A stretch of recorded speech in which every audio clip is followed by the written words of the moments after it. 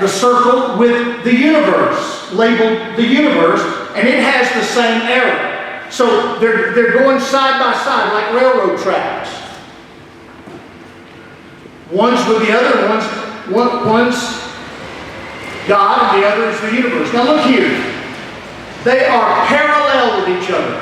This means they hardly ever intersect. They don't meet.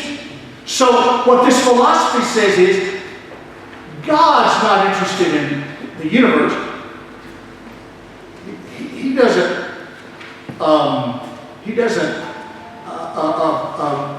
intertwine himself, I'm struggling to think of a word and I can't think of it, so I'm just going to keep going. So God and the universe, they never kind of meet together. They never intersect with each other. Well, maybe every 10,000 years. You know, that's what it says. And this is kind of where a lot of your mythology comes from.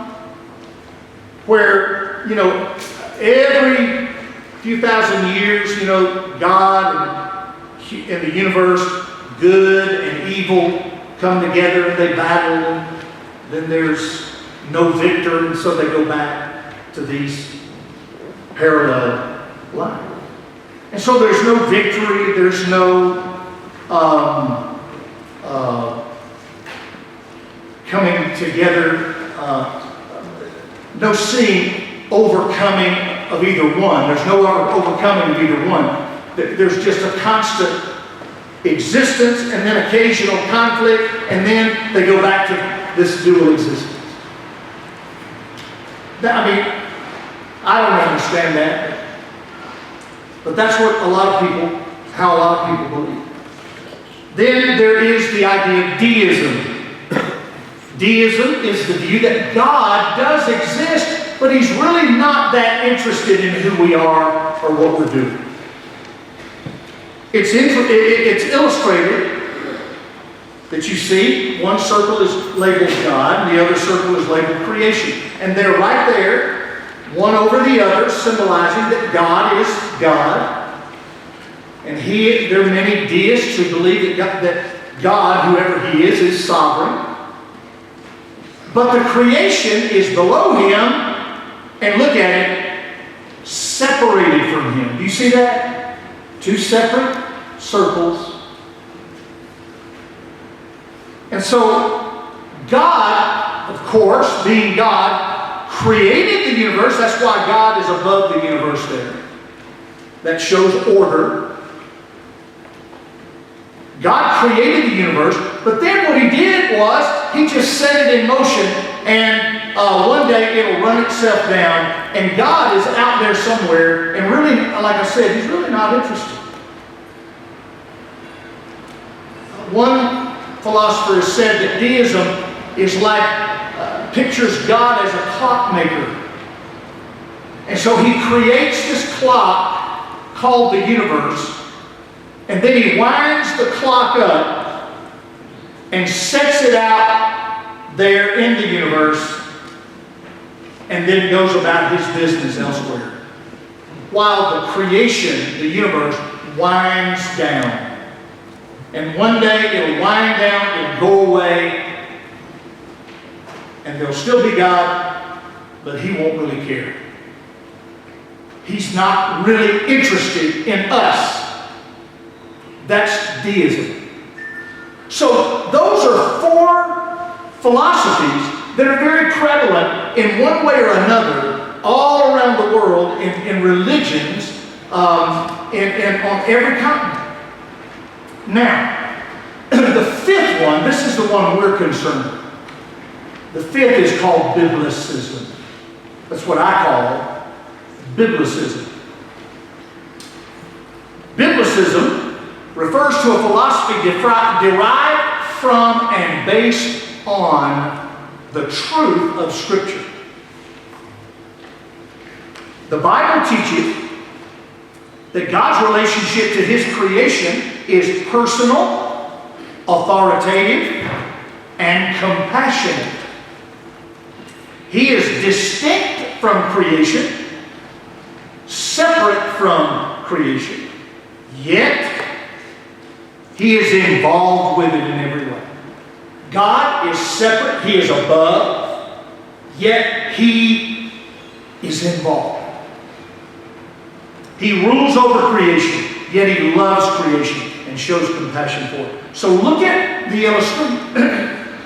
illustration there. You have God, like one circle labeled God. Then you have the circle labeled creation. But now notice, God is above. That shows that God is God and He's sovereign. Creation is below. That means that creation was made by Him. So God is sovereign and He's authoritative. But look at the arrow. The arrow goes from God to the universe.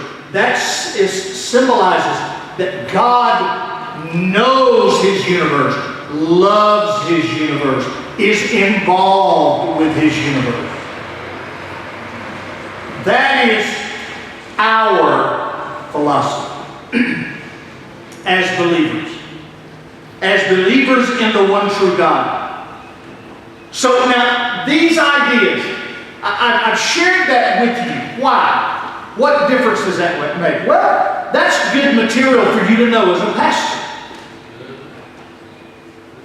That's good for you, but those basic thoughts are good for you to know as pastors and preachers. But also, these ideas comprise two concepts, and I'm talking about the ideas of that you see in that fifth philosophy of biblicism.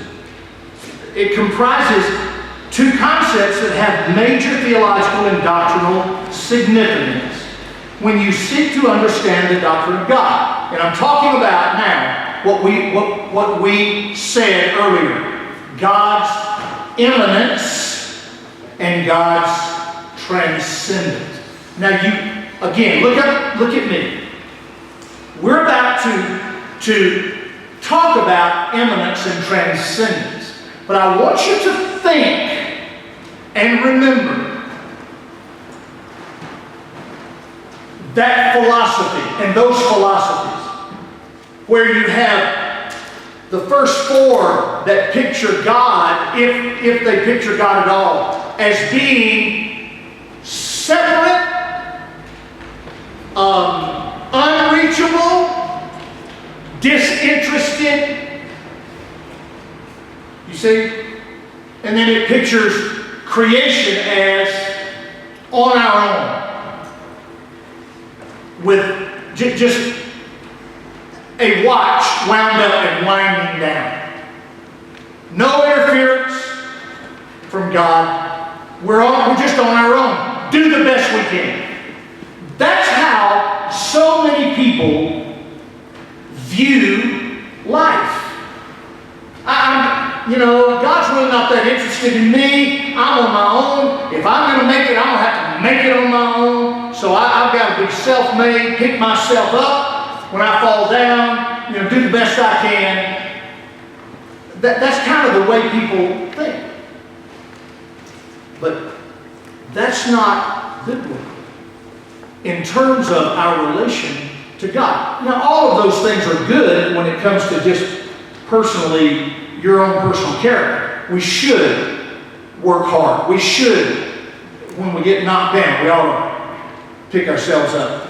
We should be self-sufficient in the sense that, we're going to work and we're going to do things that will help us develop as human beings. All those things are good and we should be doing them. But I'm talking now about your philosophy of who God is and how He relates to us.